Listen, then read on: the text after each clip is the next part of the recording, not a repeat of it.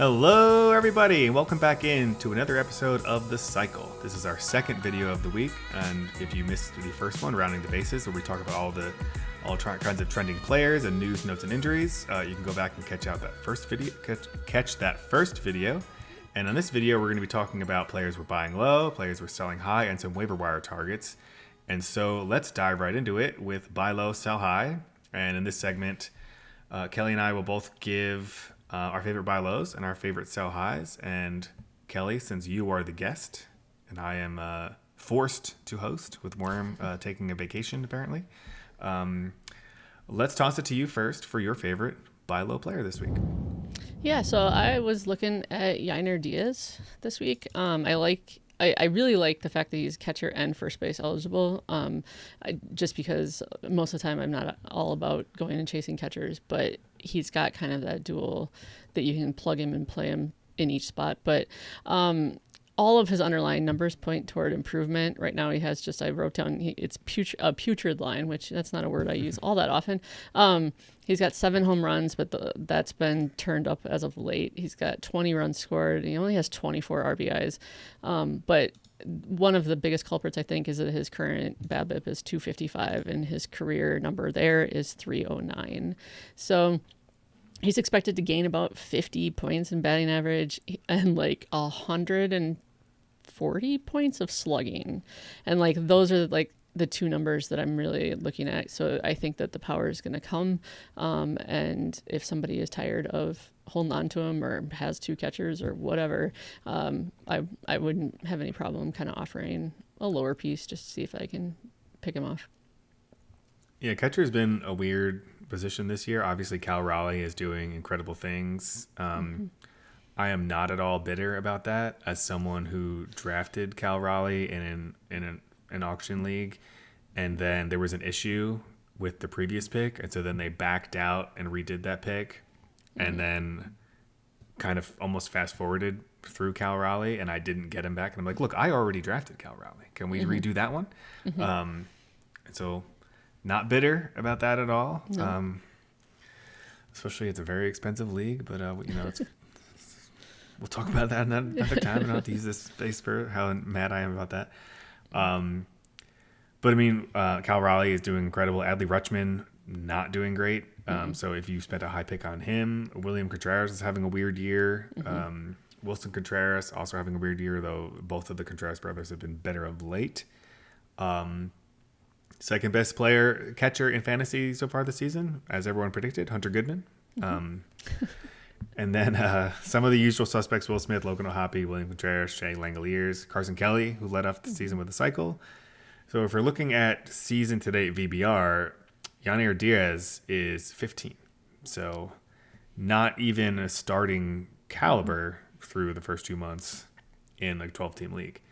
But I think we all, as you said, believe he's a better hitter than that, and that if he's someone. Let's see he's still rostered in the majority of leagues. He may have been dropped in some one catcher leagues by now, but I do think he's someone you can buy low. And if I look here, he does DH sometimes, which is also helpful. For those catchers, since they get so many days off, you do want someone who has the kind of bat that the team wants to keep in the lineup. So even when they get days off, they DH. And like you said, he's first base eligible as well, but I think his most of his value is playing catcher. For sure, and as long as Alvarez is out, then the Astros are going to need on his days off. Then he does, I think, fit into that DH slot pretty easily. So, I think he's a decent buy low at this point. Well, the good news is that Yordan Alvarez has a broken hand, and they didn't know it for the second year in a row. So seriously, I don't know if X-rays are more expensive in Houston, but they certainly don't like to do them. Like there are tests for that, guys. There really are. All right, for my buy low, and I wrote in the sheet, and I'm admitting this, that I'm stealing this from Joe Pisapia, which I don't like to do often. I don't like to agree with Joe. I don't like to take content from him, but he wrote up Juan Soto as a buy low in this week's trade article on FantasyPros.com. And I know a lot of people A lot of people came after Worm earlier in the year because he had Gunnar Henderson as a buy low. Maybe it was a little too early in the year for a buy low on Gunnar Henderson, but Juan Soto has underachieved, especially if you're a Mets fan. But pretty much all of his numbers are incredible. And I think most people agree he's going to continue to be Juan Soto. The question is, what does the trade look like? You know, what are you getting for him? Or what would you have to give up to get him? And another reason I wanted to bring this up is because I thought Joe had some interesting names here that I'll toss to you. So he said he would flip Pete Armstrong or Corbin Carroll the rest of the season straight up in order to get Juan Soto. So what do you think about, I guess, all three of them? Did he say the two of them together or just one of them? No, one. Okay. If someone will give you Juan Soto for Pete Armstrong, you do that without. You don't even have to talk to any of us. Just do it. So that's a non consideration. Corbin Carroll's a little bit more of an if just because of the speed. But yeah, I mean, if you go to Soto's StatCast page and tell me that you don't want that or you don't think that he's going to bounce back, so yeah, I would do it. I would think I could flip Carroll for him too at this point. But for sure, Crow Armstrong. Oh my God. Do it. I don't think it's that outlandish anymore. Like, I know people are going to put their nose up at that offer, but I don't know. Like, I'm not I've talked about it on the show. I'm not a huge believer in Pete Armstrong, but like the more this goes on, the more I'm like, all right, here we go. I'm a Cubs fan. Yeah. I'm a Cubs fan. I love him. I think he's fantastic. And again, I wouldn't even hesitate. That's not even a thing. Well, so. Allow me to read for you the top 3 players in VBR, which is just consider it fantasy value, is what it means on FantasyPros. Number 1, Aaron Judge. Number 2, Shohei Ohtani. And the number 3, Pete Armstrong. Third most valuable player in fantasy through 2 months. Yep. And Juan Soto is, if I scroll, I might have to abandon the scroll. I might have to search. 44. Okay. 41 spots behind Pete Armstrong. I do not care. Okay. I'm just saying. Don't care. It's not as ridiculous as you think. Corbin Carroll, number 7. Right. So if you had to rank the 3 of them the rest of the year, you would do what? Carroll, Soto, Armstrong, or Soto, Carroll, Carroll, Armstrong. Yeah. Okay. From now until the end of the year, yes. I think I would do Carroll. Okay. I think Juan Soto is a better hitter. I think in fantasy, you might get more out of Corbin Carroll, even though I have been really scared by that shoulder, but it seems like that's in the distant past now. But Soto has been running. What does he have, like 7 stolen bases? I think so. 7 stolen bases. 11 home runs, 7 stolen bases, 232 average. I mean, I'm completely on board. I think he's going to be better. And I think he's probably the best all-around hitter in baseball. Stolen bases are a bonus because you're not always counting on those from him. But I thought it was an interesting conversation. I don't really always like to grab like the low-hanging fruit on some of these buy lows, but I did think, especially because of the names he mentioned in the trade, I was like, all right, that's interesting. We should talk about that. All right, let's go over to you for your sell high. For my sell high. All right. Okay, so I took a little flack in the YouTube comments last week about when I said there's no clear rookie of the year in the American League, and someone commented like, has she never heard of Jacob Wilson? And what I want to say is that I like him. I like the athletics. I think he's great. He's having an amazing season. Fantastic. Okay, that is out of my system. I just feel like I wrote that I felt like it could turn into an empty season. So like I like to say that like when sometimes there are players who they're just an empty this, so like empty batting average, or like what was the guy's name also in Athletic who was he was an empty stolen base, like Billy it's Hamilton? No, it's the other guy, but anyway, I'll think of it later and just shout it when it comes up to me. But in general, like my biggest issue with Wilson is he has a barrel rate of 2.8%. I just don't know how you survive on a 2.8% barrel rate. His expected batting average is 50 points lower than it currently is. His expected slugging is 115 points lower, and even his like weighted on base average is like 70 points lower. So I feel like he may continue to hit for contact. He may continue to hit for average. I just don't know, like, if all of that has to come down, then that means he's going to struggle to get it there. So I would be willing to sell high on him at this point. Yeah, I'm with you there. I don't know why I said Billy Hamilton. He never played for the A's. I just immediately jumped to empty stolen bases. Just made me think of Billy Ruiz, Hamilton. Ruiz. That was who I was Oh, yeah. Who like was like incredible at stealing bases and then just like wasn't in the league anymore one day. Yep. I actually... because I had him in a head-to-head dynasty league, he was like a cheat code for like winning stolen bases every week. And so like I resisted trading him. Like this one guy tried to trade for him all year, and I was like, dude, I'm not trading him to you. Like I love the stolen bases. And then like the next year he had no value. He's just gone. It's not as bad as giving up a first-round pick for Anthony Richardson, but it's pretty bad. But I agree with you. I liked him coming into the year. I kind of thought he might be in that realm of like better in real life than he is in fantasy. He's wildly outperformed my expectations. He does not walk. I forget how long it was into the season, but it was like a few weeks where he had 0 walks at one point for like a long stretch. But he also doesn't strike out. He just like swings and hits the ball and like gets on base. So... yeah, I more stolen bases than I was expecting because he has 5, and he only had, let's see, 8, 10, 12 his entire minor league career. Granted, that's only 2 years of a minor league career, but, you know, I wasn't expecting him to have 5 already. And similar things for home run. He has 7 home runs through 59 games when I guess in the minors he had 7 in 53 games. So, but like he's another one who kind of like flew through the minors. Just because of the hit tool. I don't know. I kind of like him though. Like that batting average is so good. Yep. I'm not like, I mean, I always say light hitting middle infielders. Like I'm drawn to them without the power. If we're looking at a sell high, I feel like right now everybody knows his name. He's doing great.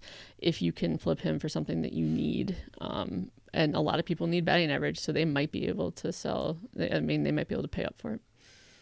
I expected the batting average to come down. It's actually going up since the beginning of the year. He batted .325 in April, .368 in May, and then through 3 games in June, obviously small sample size, .583.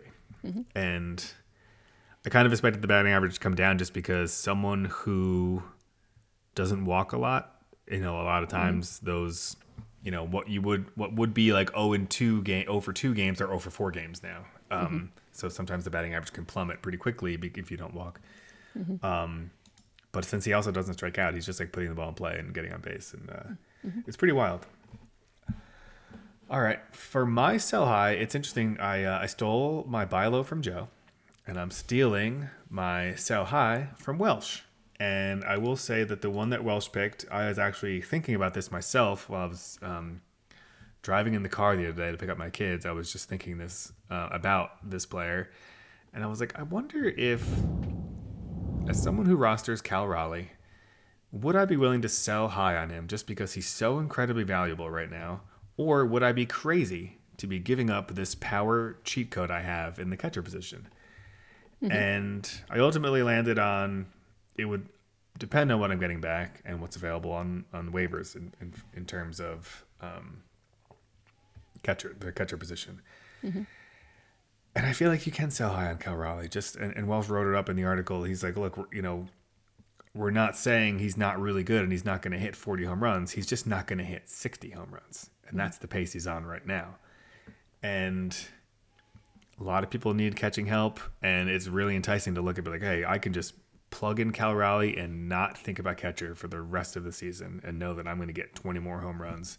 And there's a lot of value in that. And so from that perspective, it would depend on what I can get. I'm going to pull up the FantasyPros trade value chart real quick. But what do you like?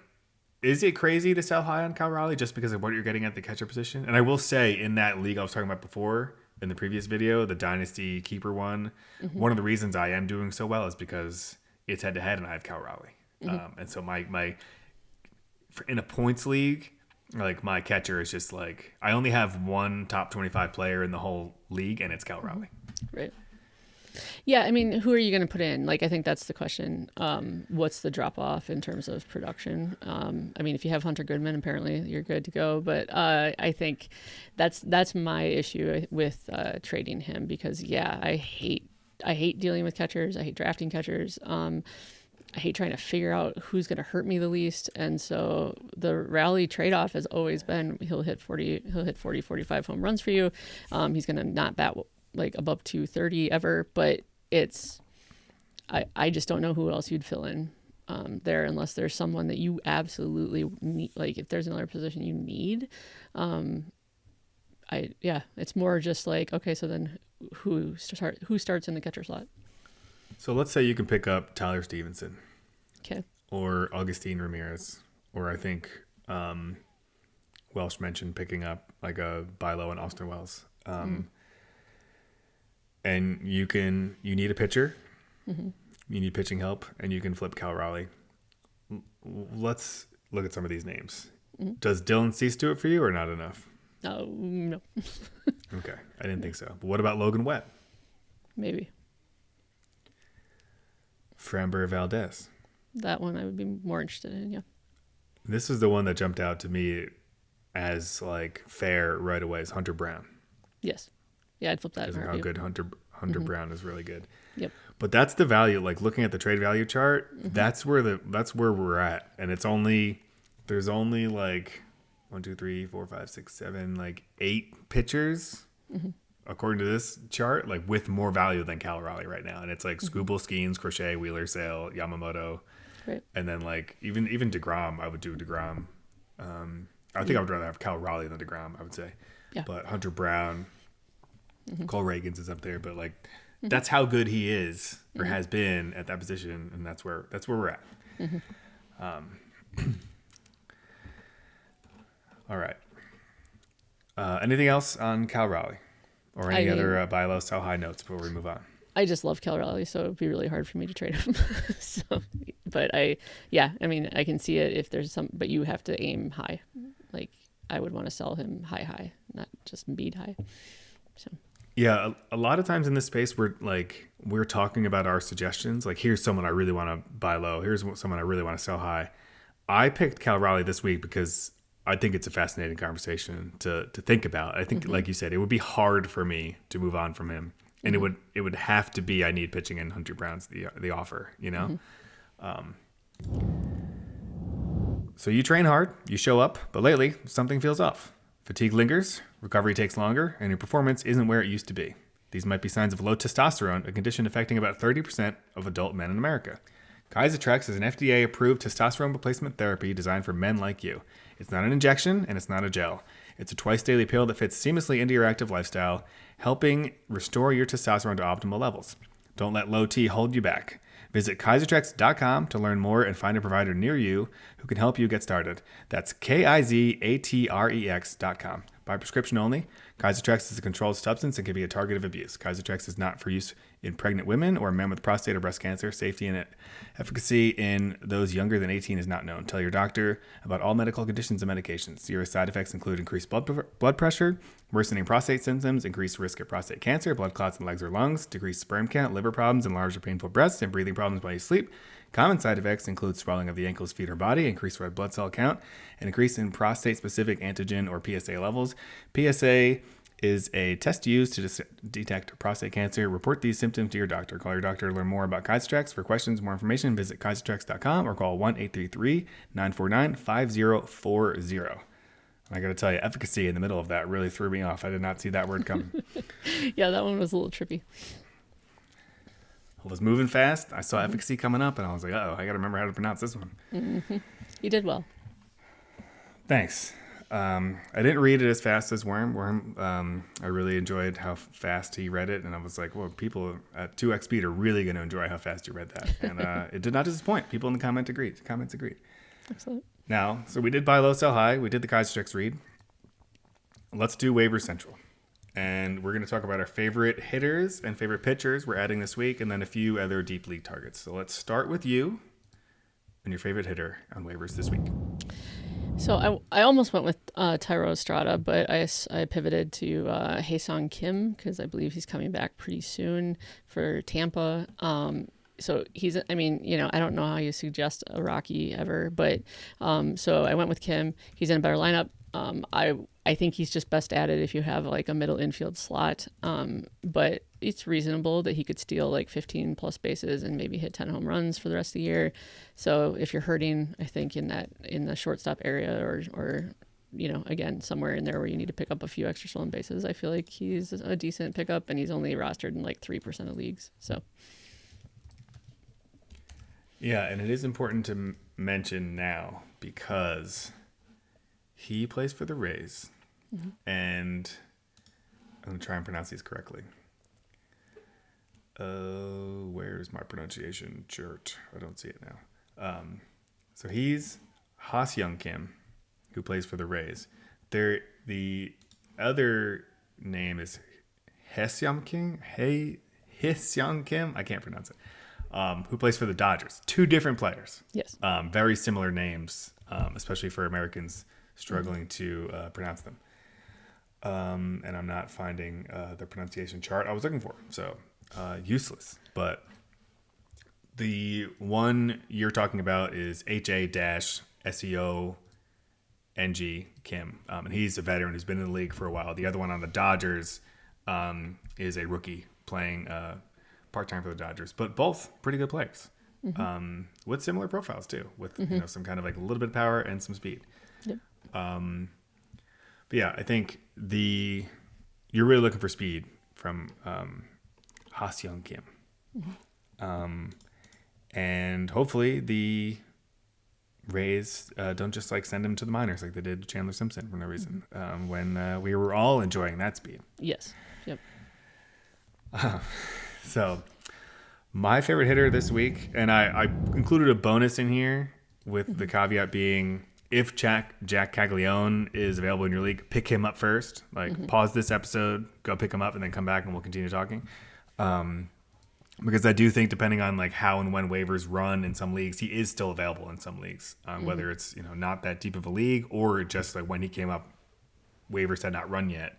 And so if you're in one of those leagues, don't forget and make sure he's not rostered. And I will say, I posted this on the FantasyPros baseball Twitter account the other day, but one of the really useful features at FantasyPros is if you sync all your teams to FantasyPros, you can just go to Jac Caglianone's player page and see where he is in all of your leagues in one spot. It's one of my favorite features where I don't have to open up Fantrax and open up CBS and open up ESPN and like mainly search for his name on every league. I can just go to his player page on FantasyPros and be like, okay, he's available in these two leagues. Let me go pick him up there. And I can also see, okay, this manager in my other league has him. Let me start firing off some trade offers. So just wanted to put that out there as a company man, one of my favorite features. So yes. I recommend you sync your leagues. I find it very useful. My favorite hitter is Ronny Mauricio, power speed prospect who is getting some run at third base for the Mets right now. And I think he is the kind of player who is good enough because Mark Vientos is on the IL with a hamstring injury. He's going to be out for at least 2 weeks. Ronny Mauricio is called up and playing third base in his stead. So logic would tell you Vientos is back, Mauricio is out. I don't know that's necessarily going to be the case because Mauricio is good enough that like we talked about before, a lot of these young hitters come up and they struggle. If he's good enough right away or early, shows enough, he will could either take that third base job, or earn his way onto the field elsewhere. He's that good of a prospect. And so he's the kind of player who I just think you need to add and see what happens, especially as we keep saying this week, he plays third base and he has a pulse at third base. And he is 24 years old, Dominican prospect, and he's showed a ton of power speed in the minors. So in 2023 in AAA, 116 games, 23 home runs, 24 stolen bases. 2022 AA, similar story, 26 home runs, 20 stolen bases. In 2023, batted 292. 2022, batted 259.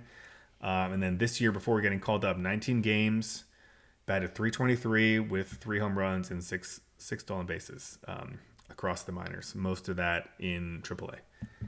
And I just think he's a really good prospect, and he could take that job. And if he does, you might have double-digit home runs and stolen bases waiting for you for the rest of the season. Cool. You have any thoughts on Ronny Mauricio? I don't, but I looked him up when I saw you put him in there, and I agree with pretty much everything you said. So I would also be looking to pick him up, I think, in any league, especially if you need a third baseman. So Faux show. Let's talk about your favorite pitcher. So my favorite pitcher is basically Eury Perez, if he's still out there. According to FantasyPros, he's owned in like 40% of leagues, somewhere in that. And I have a really, really deep analysis on this for everyone. I said this falls into the why not category because he's scheduled to face Pittsburgh and Washington next week. So like I would take a flyer. I think he's a good pitcher. I think that I liked him before he went down. It scares me a little to pick him up like for that first like start because sometimes it takes them a minute to settle back in. But I guess I'd rather be in on him for those 2 starts and see where he lands than to not pick him up at this point.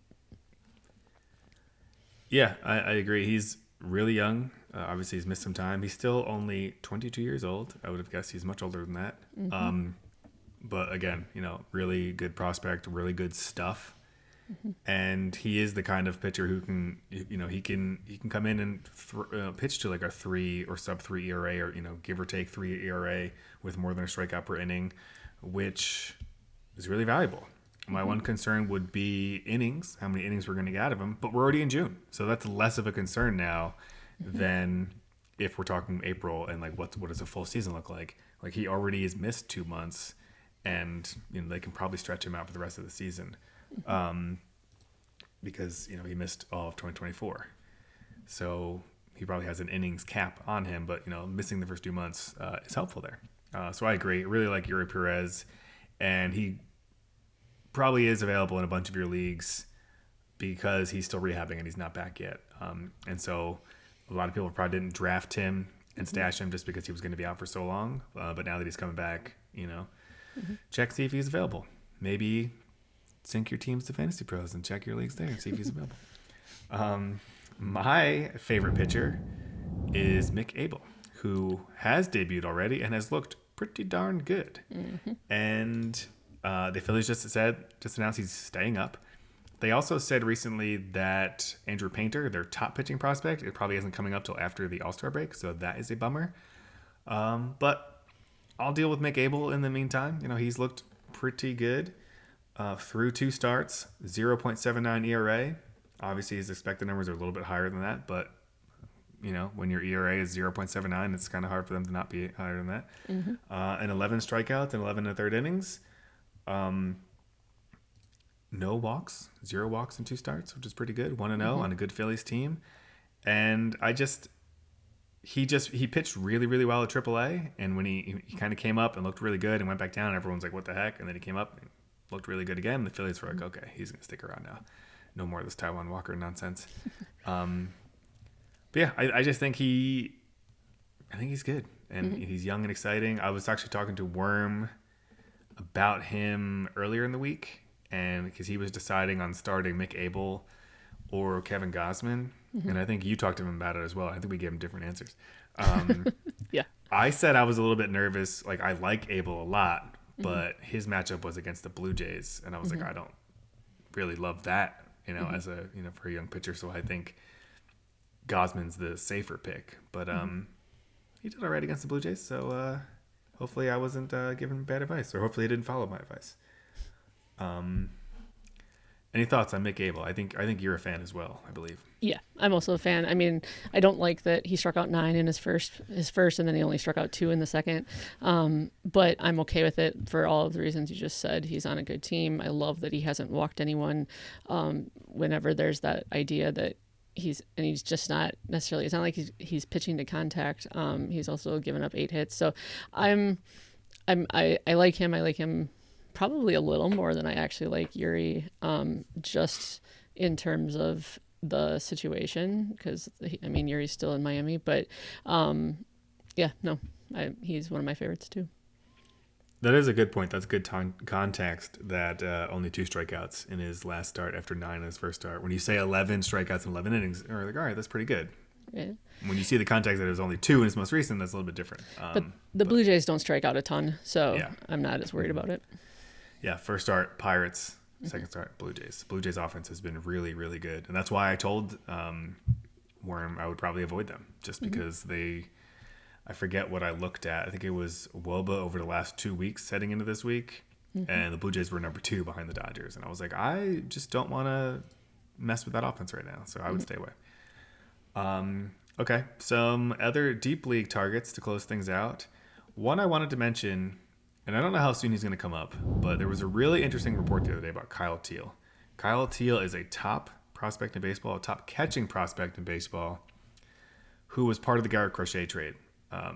So there was Teal was the headline. He was part of the Red Sox Big Four with Roman Anthony, Marcelo Maher, and Christian Campbell. Now it's a Big Three, but Kyle Teal was the 4 in that Big Four, and he was the headline of the Garrett Crochet trade. Now he's in the White Sox system. The White Sox stink, but they also have a very good catching prospect kind of blocking Teal, although I think Teal is better personally. He's doing really well in AAA, and he recently started working out at first base. And so if Kyle Teal comes up and plays first base and has catcher eligibility, that could be really valuable in fantasy, especially because he's the kind of catcher who he's kind of like I would almost say like a Real Muto. Like he comes up, he's he's known for a good average. He's going to steal bases, and he's got a little bit of power as well. So he could put up that kind of Real Muto stat line early in his career as long as he performs at the majors the way he has in the minors. So I don't think he's necessarily close to coming up, but the fact that he's working out at first base was very interesting to me. So if you're in a deep league where you can kind of stash him, I would consider doing so. Addison Barger, someone we talked about earlier. Was it the previous video? In the first video of the week, we talked about Addison Barger. He's still widely available, so if you need help there, he's someone who's swinging a hot bat. Jose Caballero, 7 stolen bases over the last 2 weeks. If you need some steals, he's been coming along. Mike Tauchman is making an appearance again. He's been hitting well over the last couple of weeks, so if you need outfield help in 5 outfielder league, he's someone who's doing some things and has a pulse. Lance McCullers, we already talked about. He's pretty widely available still, which I thought was surprising. I thought he would be rostered in more leagues given his recent performance, but he's still pretty available. Dustin May, also still pretty available, so if you need pitching, I am a big Dustin May fan. I think a lot of people dropped him after some inconsistent performances, but I think overall he's very good. And then another pitcher who was probably dropped because of poor early performance, but who's been pitching very well lately is Gavin Williams. So those are all candidates in maybe not the deepest of leagues, but like 12-team roto or deeper. There's a good chance a handful of these players are available, and so take a look at them if you need help. And that's all we have for this second video. Make sure you check out our first video, Rounding the Bases, where we talk all about news, notes, and trending players. Obviously, in this video, we talk about trades and waivers. And our next video, we're going to talk pitching and 2-star pitchers and pitchers to stream for the upcoming week. And so check that out next once you finish watching this one. For Kelly Kirby, I am Maher. This has been The Cycle, and thank you for stopping by.